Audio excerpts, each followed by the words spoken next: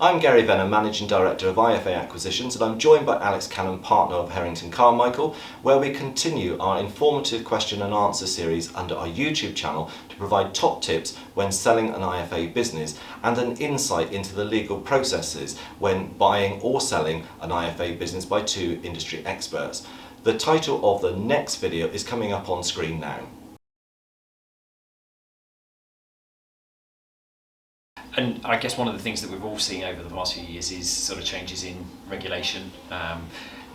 From sort of MiFID and MiFID 2, we've obviously seen sort of an uptick in acquisitions and consolidation in the market, primarily as people sort of look to new opportunities and things like that. But have you seen that driving more activity, and do you think those sort of ongoing regulation will continue to spur consolidation? Without doubt. I mean, MiFID 2, PROD, all these things have increased the administration burden on IFAs, and particularly for sole trader IFAs or small partnerships without much support, then that sort of responsibility has fallen onto the advisors' lap themselves, and of course that just means that it's more difficult to see clients, or certainly to take on new clients. And I'm aware on some vendors, particularly those nearing to retirement, haven't looked for new business purposely because of the thought of the amount of work involved.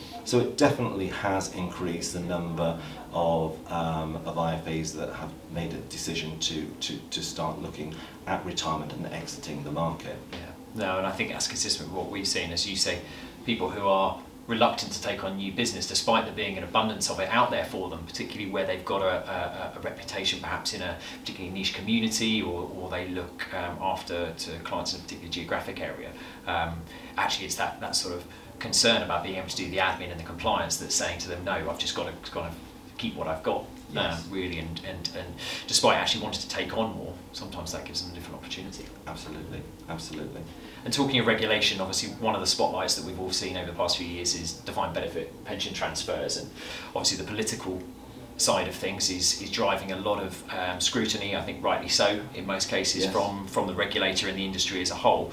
So with those being under the spotlights, what sort of limitations have you seen in terms of finding people who have done defined benefit transfers, and obviously what opportunities are there out there as well for perhaps buyers who are more open to engaging and taking a look at firms that have exposure to those? So I'm pleased to say that just because somebody has DB pension transfers, we are still able to help those individuals. It depends on the scale of the DB transfers. And first, I'm an advocate of DB pension transfers. The building we're sat in today, this was funded by a DB pension transfer, in the entire business part too. So it's right for some people.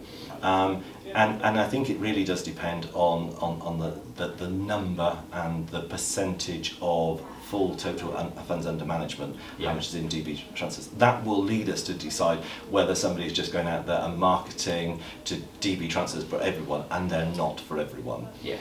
The FCA, as you're rightly saying, this is hot potato at the moment, and so for acquirers that are not involved in the market, they're probably not going to want to acquire a business that has been, and certainly not a share purchase as well, which would take on the past liability.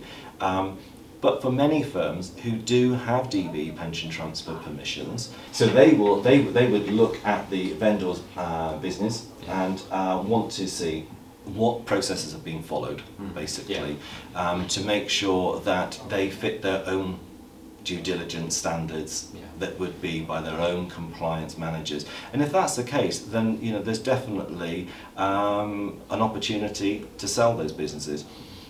I think we've got to say that if there are multiple DB pension transfers, it's unlikely that a share purchase is going to be the way to sell this business. Sure. It's more likely that it will be more attractive on an asset purchase.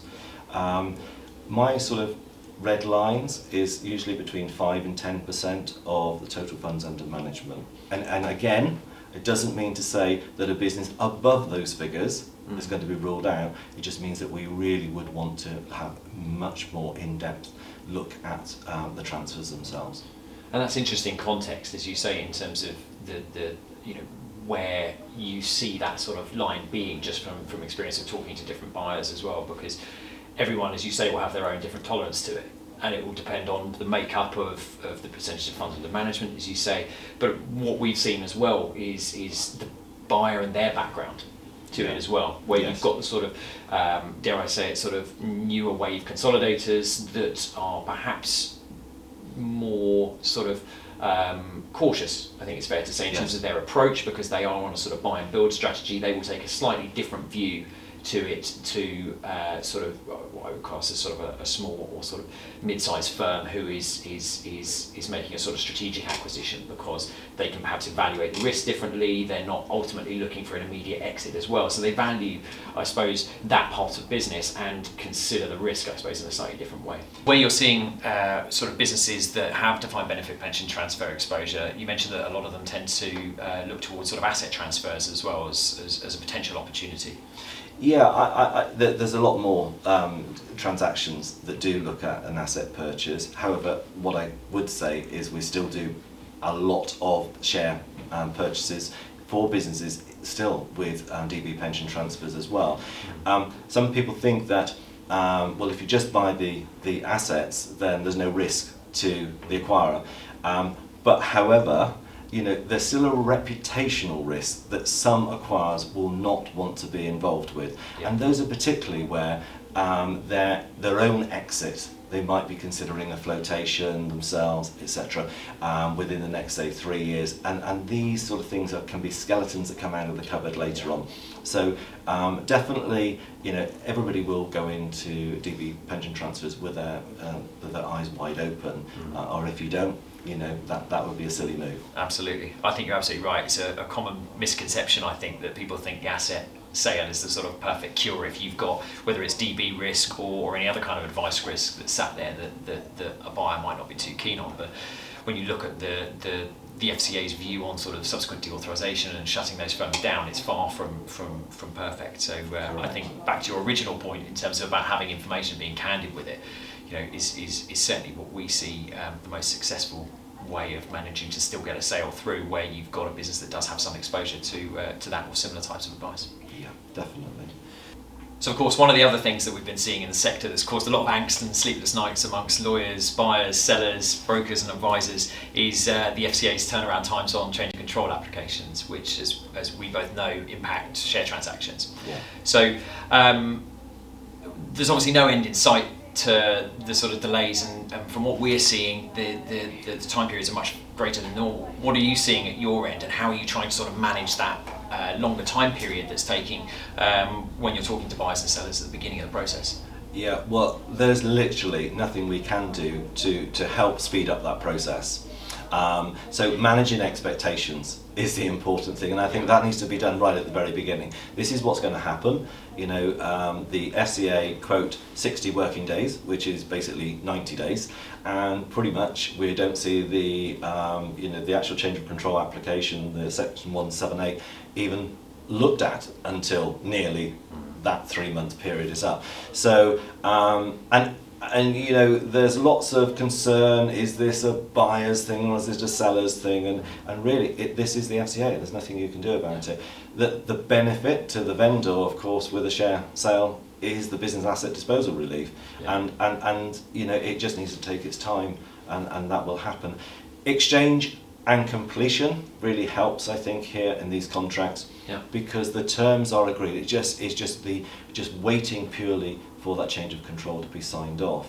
Of course, there are some other things that are happening now as well, and looking at maybe AR contracts as well, and I'm sure you know you've been involved in those as well. Yes. Yeah.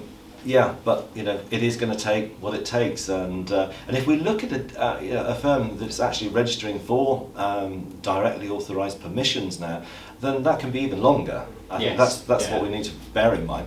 You know, those are 6 months deadline, and if it's an incomplete application, which many are, it can take 12 months. So we know that those processes are long, and just manage expectations. I think that's right, as you say, and you know, when people start that journey, knowing that as quick as everything else might be, it's not going to happen tomorrow.